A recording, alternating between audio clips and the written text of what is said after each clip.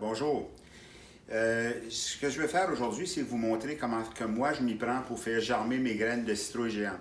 Parce que les citrouilles géantes, c'est des graines qui sont capricieuses, ils ont besoin de beaucoup de chaleur, ils ont besoin de beaucoup de soins pour s'assurer que ça va germer. Parce que souvent, les gens vont le planter dans le jardin directement ou qu'ils vont le planter à côté, exemple, d'une fenêtre pour lui donner au soleil et tout ça.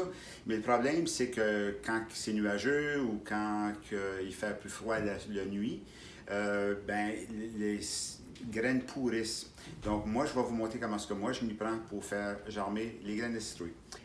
Pour faire pousser les graines de citrouille géantes, ça prend d'abord des graines de la variété Atlantic Giant, qui est ces belles grosses graines ici.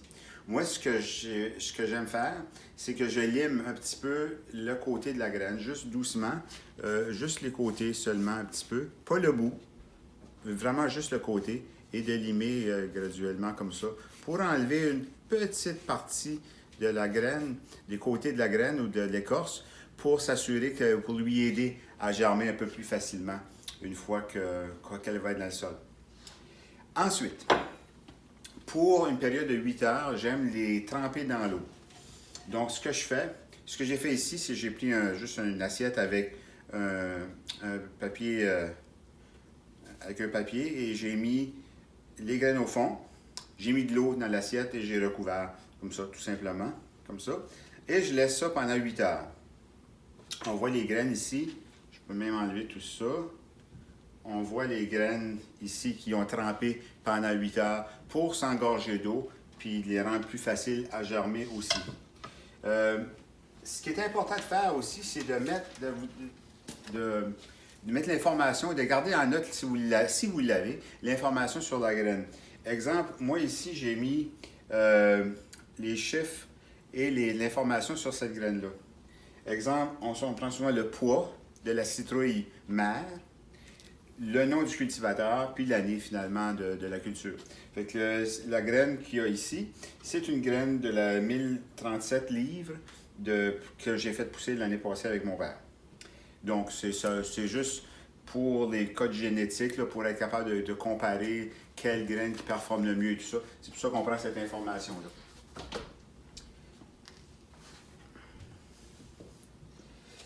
Ensuite, moi, ce que j'aime prendre, c'est ceci. C'est des pots de pied de masse ou de tourbe. Puis, j'aime me servir de ça pour planter mes graines dedans.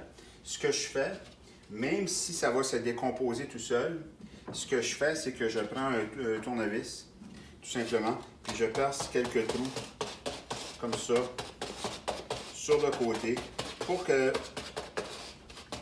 l'oxygène circule mieux, puis aussi pour que ça donne plus facilement de la place aux racines de sortir du pot après. Donc, ça donne ceci. Ensuite, ce que je fais, c'est que j'ai fait tremper dans l'eau. Vous voyez ici, ils sont bien mouillés. C'est pour éviter que quand on met notre sol là-dedans, que le pot de tourbe tire toute l'humidité vers soi. Puis donc, ils sont déjà tout humides et tout prêts à partir. Donc, je vais les sortir.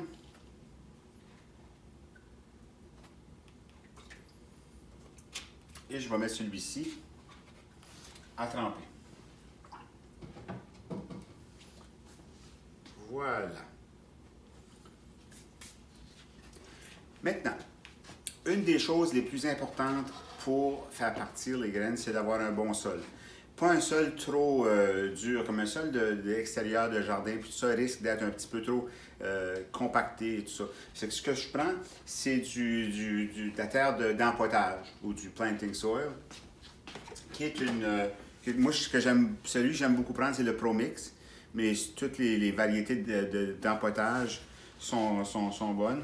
On voit ici avec un sol, avec du perlite, puis vermiculite, ainsi de suite, pour garder le sol bien aéré. C'est important d'avoir juste la bonne quantité d'eau. Comme vous voyez ici, si je le prends et je l'écrase, ça fait une belle butte là, de terre qui reste compactée. Mais si je l'écrase, il n'y a pas d'eau qui sort de la terre. Donc, il n'y a pas trop d'eau. Ça, c'est important parce que sinon, la graine va pourrir encore. Ce que j'essaye cette année, puis pour prouver que ça marche, ce que je vais essayer cette année, c'est que j'ai ajouté ceci qui est un activateur de sol de la compagnie Earth Alive. C'est des bactéries bénéfiques au sol pour aider les plantes à mieux fonctionner et mieux absorber les nutriments et tout ça. Je ne sais pas si ça fonctionne super bien, mais on va l'essayer cette année. Une autre chose que je mets aussi, c'est c'est pas du Root Rescue, mais finalement, c'est juste des mycorhizes, qui est des champignons qui aident à la croissance des racines aussi.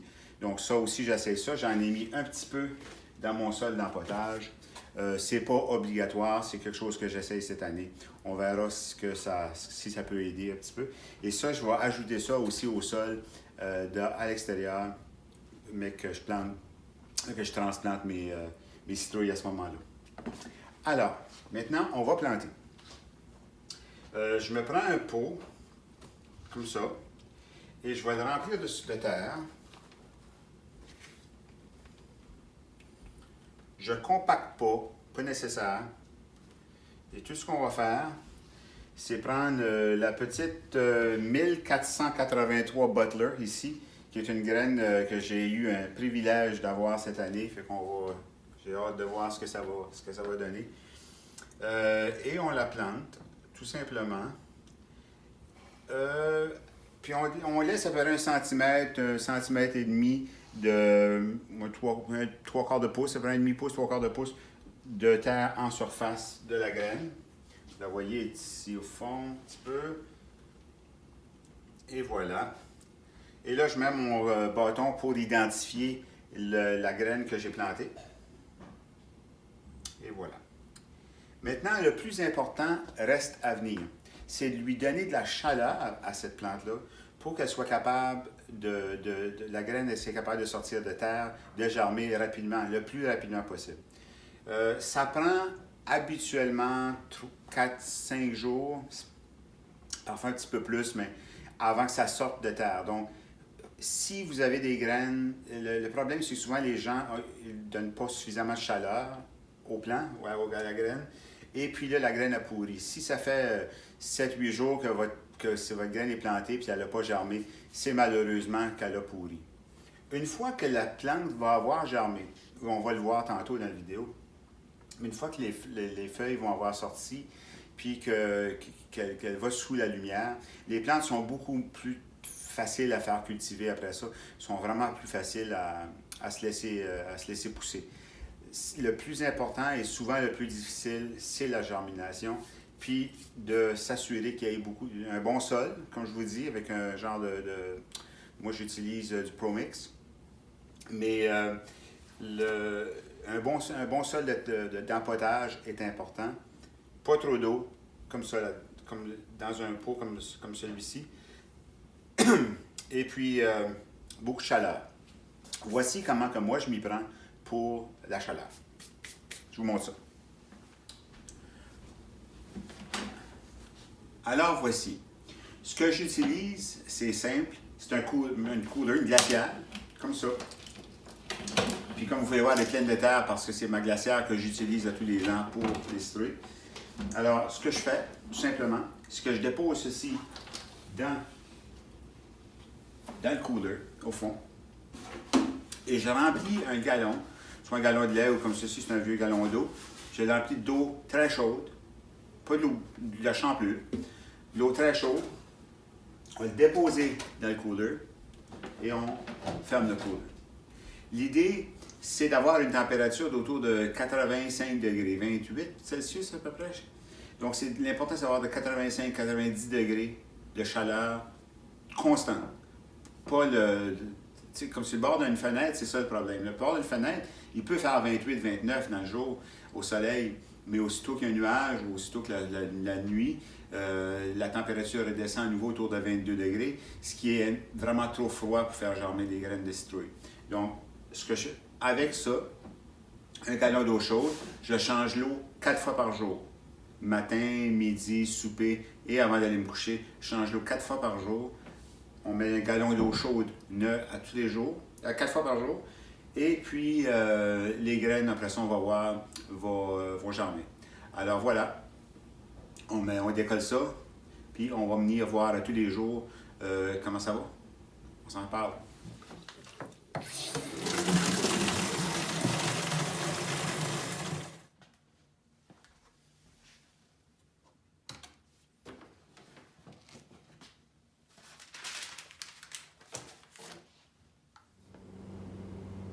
Alors là, on est au jour 4. Ça fait 4 jours qu'on a planté la citrouille.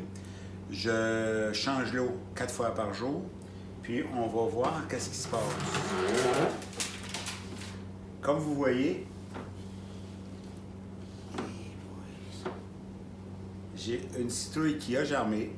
Les 5 autres n'ont pas germé encore, mais celle-ci est décollée. On voit même les racines sortir ici du pot. Puis je vais maintenant la transplanter dans un plus gros plat pour la préparer à grossir encore un peu plus. Alors on y va. Maintenant, on est prêt à mettre ce joli plant de citrouille en pot. Moi, ce que j'aime faire, c'est de les transplanter dans des plus gros pots pour que qu'elles peuvent bien s'enraciner et se préparer. Je prends un pot d'1 gallon comme ça, c'est un grand pot, avec le fond. Ce que je vais vous montrer ce que je fais. Moi, j'aime prendre un pot d'1 gallon comme ça, je coupe le fond, et puis avec du ruban adhésif, avec du tape, je refais le pot comme ça. Voyez-vous?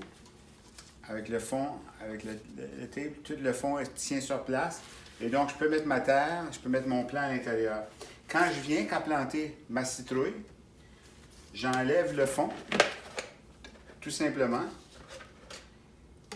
Puis là, je mets mon pot dans le trou où la citrouille va aller. Je recouvre de terre partout.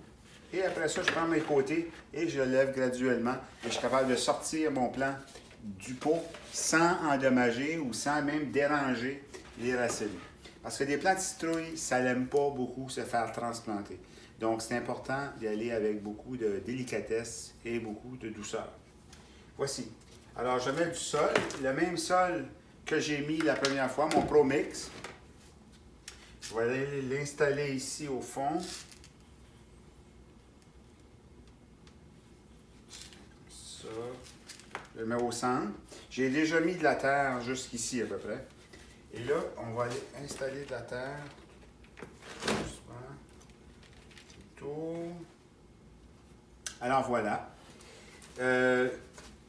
On est planté. Si vous voyez, le plant est jaune. Parce qu'il n'y avait pas de lumière dans la glacière, dans le cooler. Alors c'est pour ça que le plant est super jaune. Il faut la mettre sous les fluorescentes, sous les lumières, tout de suite, pour qu'elles peuvent continuer sa croissance. C'est ce qu'on fait à l'instant. Alors voilà, on est prêt à mettre le plant sous la fluorescente. Moi, ce que j'aime utiliser, c'est un tapis chauffant qui va chauffer le sol autour de 75-80, autour de 20 à 30 degrés Celsius. L'important dans la germination, c'est qu'on aille autour de 28, même idéalement 29-30 degrés Celsius pour la germination. Une fois ça c'est fait, c'est un peu moins crucial, mais ça lui prend de la chaleur idéalement. Donc, en dessous ici, il va faire autour de 27-28 degrés. Alors, j'installe simplement la plante sous les fluorescentes. Puis, elle va recevoir 16 heures de lumière par jour. C'est sur une minuterie, là, donc ça ouvre tout seul, ça ferme tout seul. Je vais venir la vérifier une fois ou deux par jour pour faire sûr que tout va bien.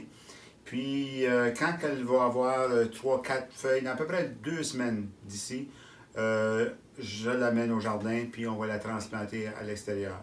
Peut-être, si j'ai le temps, je ferai une autre vidéo pour vous montrer qu'est-ce qui se passe à l'intérieur. J'espère que vous avez aimé, j'espère que ça vous donne une idée et surtout le goût de pousser des citrouilles géantes. C'est la façon que moi je le fais. Il y a énormément de façons. Il y a des centaines et des centaines de manières de faire ça. Je vous recommande de vous pratiquer. Je vous recommande de prendre des graines que vous avez et d'essayer de les faire germer, puis de voir si ça fonctionne ou si, pour vous pratiquer un peu avant. Rappelez-vous que 2 à 3 semaines avant de planter à l'extérieur, vous pouvez les planter à l'intérieur, mais pas plus. Parce que si vous avez juste le temps de les planter dans à peu près 6-7 semaines, ça ne vaut pas la peine de décoller vos plants tout de suite. Parce que quand vous allez les transplanter, ça ne va pas bien produire de grosses citrouilles. Donc, pour faire des grosses citrouilles, on décolle 2-3 semaines avant à l'intérieur et on transporte à l'extérieur. Alors, je vous souhaite bon succès. Puis, n'hésitez pas à m'envoyer un courriel si vous avez des questions. Bonne journée. Bye bye.